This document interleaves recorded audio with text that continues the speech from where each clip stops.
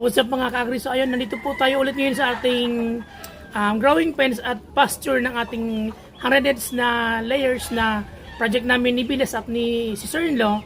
So ayun, magbibigay po ako ngayon ng mga tips simula po sa day old hanggang makaproduce tayo ng ating mga layers na gagamitin po natin sa ating negosyo. At syempre for egg production at syempre sa meat production. Unang tip po na ibibigay ko, dapat po ang mga bibilhin natin or mapuprodusin nating mga sisiw ay vaccinated. So ano po ba yung mga vaccine na dapat ibigay sa ating mga sisiw? Unang-una po ang clone or B1B1. So ang clone kasi pwede siya sa day old at siya po ay pinagsamang B1B1 strain at Lasota strain ng Newcastle disease virus na napaka-contagious po at pwedeng maubos po yung ating mga sisiw or mga manok kapag po hindi natin naagapan ang sakit na to. At ito po ay virus, ibig sabihin po hindi siya kayang gamutin ng mga antibiotics natin. So ang pangalawang vaccine na dapat natin ibigay ay Dumburo. So yun po yung nagkakatumor ang mga sisiw at sila po ay namamatay. Then pag 1 month old na po ang mga manok natin, pwede na po tayo magbigay ng Lasota plus infectious bronchitis na booster po sa ating mga sisiw. At kapag po 35 days na, pwede na po tayo magbigay ng Fowlpox vaccine sa ating mga sisiw or mga manok. So ayun po, ang Fowlpox po ay dapat po hindi natin siya in-overlook or dapat po lagi tayo magbigay ng Fowlpox kasi kapag tinamaan po ng Fowlpox virus ang ating mga manok, so ayun po, minsan may nababansot at minsan po may namamatay kung hindi po natin maagapan. So, pangalawa pong tip, punta tayo dun sa management. So, sa management naman po, napaka-importante po na kapag nagkasakit ang mga sisiw, ang mga manok, ano ba ang gagawin? At ano yung mga paraan para po hindi magkasakit o hindi na dumami ang magkakasakit sa ating mga sisiw na inaalagaan. So, ako po ang practice ko, so hindi ko naman po sinasabing gayahin nyo. So, ang practice ko po, pagkapisa ng day old, bago ko po sila ilagay sa brooder, nagdi-disinfect po ako ng mga brooder ng lahat ng ginamit, natanggal ko lahat ng ginamit hugasan. So syempre may Sunrox ang panghugas natin sa mga painuman, pakainan. At syempre, dinidisinfect po natin. Pwede pong gumamit tayo ng Sunrox. At ako naman po, sa practice ko, ang ginagamit kong pang-disinfect ay Berkon S.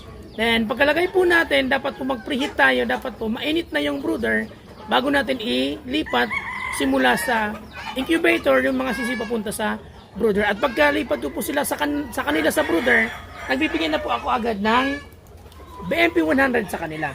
So, ang practice ko po, ang pagbigay ko ng BMP 100 ay simula pagka-hatch or day old, day 1 hanggang 1 month old ay araw-araw po ako nagbibigay. Ano po gaganda na pagbigay natin ng BMP 100? Ito po kasi ay merong pinagsamang probiotics at prebiotics na nagpapaliksi, nagpapataas ng kalusugan at nagpapalayo or may panglabas sa sakit ng ating mga manok kapag gumagamit po tayo ng BMP 100. At ito po ay merong multivitamins, minerals, B-complex, electrolytes, amino acids, probiotics at prebiotics. At pinakaunang produkto na merong pinagsamang probiotics at prebiotics, ito po ay produkto ng Firmabet, alang-angat, alang tapat. So ayan po, itong ginagamit ko. Ngayon kung wala po tayong BMP 100 sa ating local stores or wala po tayong nabibili, actually po sa online meron na. So, pwede po tayong gumamit ng Vitamin Pro Powder. So, yun din po pwede rin pong gamitin na alternative sa ating BMP 100 na pangbigay po sa ating mga sisiw. Yun po. At kapag naman po pumatak na ng isang buwan or 1 month old na yung ating mga sisiw, dapat po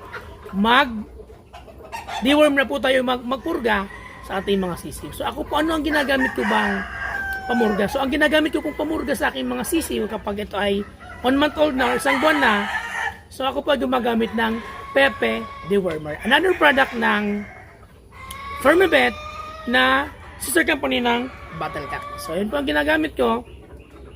Then pagkatapos pong mag-deworm, tama po magpurga, so ang sunod pong gagawin ay magbo-bacteria flushing po tayo sa ating mga manok. So ang ginagamit ko po sa bacteria flushing, syempre, produkto ng Battlecat na Primoxil powder.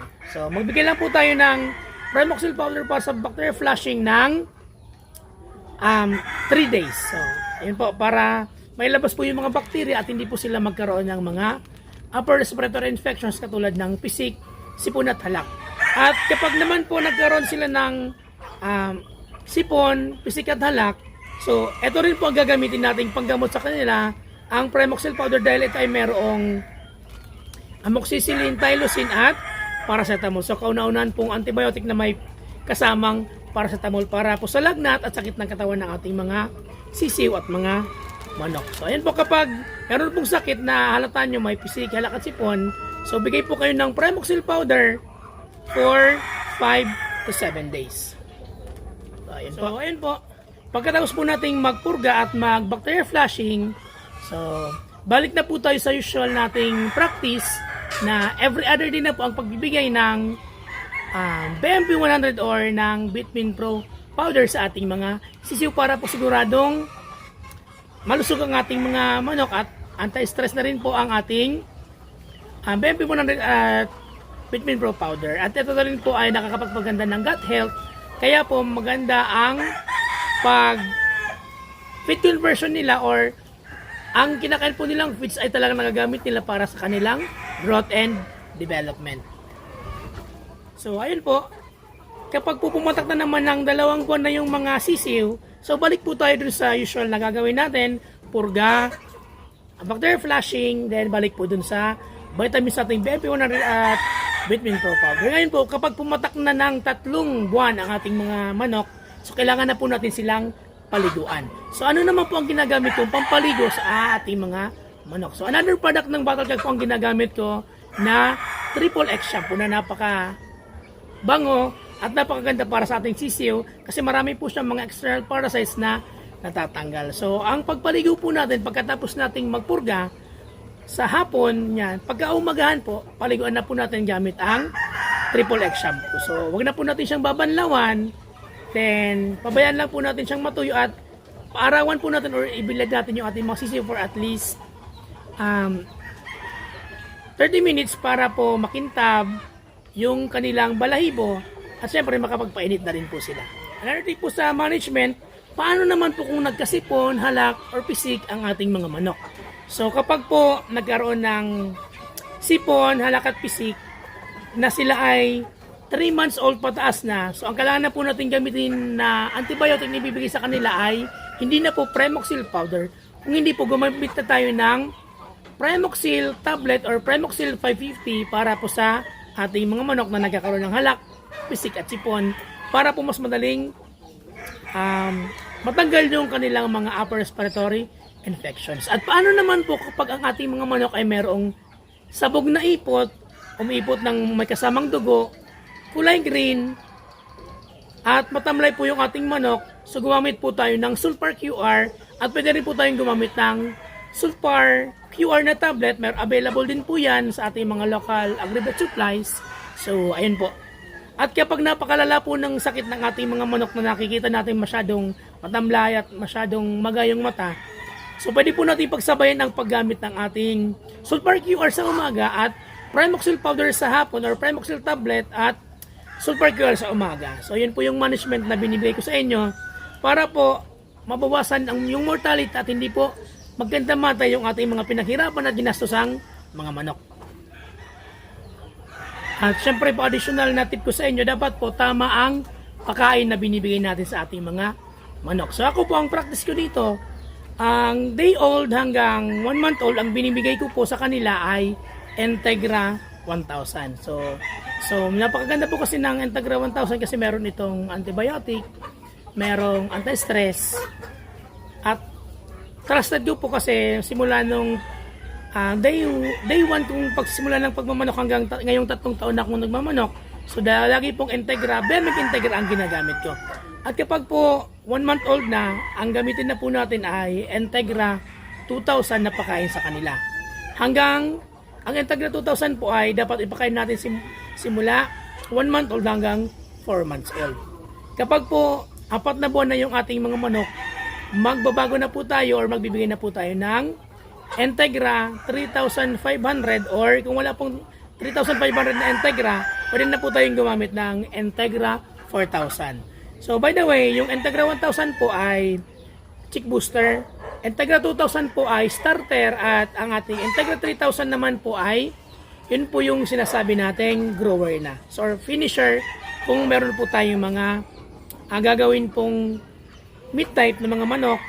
At syempre kapag gusto po nating mag-breed or magpapisa ng mga manok, ang dapat pong gamitin natin sa mga breeders natin ay Integra 4000. At syempre yung practice po namin dito sa aming backyard farm at dito po sa mga 100 heads, nung sila po ay 2 buwan na, 2 to 3 months, hinayaan na po namin silang mag-range para po makatuka sila ng mga damo at syempre makahuli rin sila ng mga insekto po dito. At syempre nakakapagdagdag po yun sa kanilang resistensya, lalo-lalo po at naiinitan sila. So ayun po, vitamin D at syempre yung mga nakukuha nilang damo at mga insekto, nakakapagpadagdag po ng resistensya sa ating mga manok at syempre nababawasan po yung stress na dulot ng nasakit sila. At yun po kasi mas maganda kapag mayroon talaga silang pasture or mayroon silang range kasi po nare-relax yung ating mga manok at hindi po sila nagkakasakit at bihira pong magkasakit. At additional po na sasabihin ko sa kanila, sa inyo, kahit po kompleto sa ang ating mga manok sa vaccine, vitamins, purga, flushing, at syempre pinapalabas natin, at alagang-alaga po natin yung mga manok sa vitamins at minerals, at mga supplementong mga manok, hindi po natin maiiwasan ang magkaroon sila ng sakit. At normal po na may mamamatay. Kaya po ang payo ko sa inyo, yung pinakalas na lang na payo, dapat po talaga lagi pong malinis yung pakainan, yung painuman ng mga manok natin. Lagi po natin hugasan na may kasamang Sunrox at lagi po tayo magdi-disinfect ng ating kulungan, ng growing pens. At syempre yung palibot dapat po laging malinis at dapat po hindi naiinitan yung pagkain at yung kanilang inumin. So ayun po, sana nakatulong po itong video na ginawa ko para sa inyo at kung nagustuhan nyo po ito, pwede nyo po akong supportahan sa pag-send ng stars, pag-subscribe, at syempre pag-share po ng aking mga videos at syempre pag-follow na rin at isend po natin sa ating mga GCs kung gusto nyo po at nagustuhan nyo. So yun po, maraming salamat.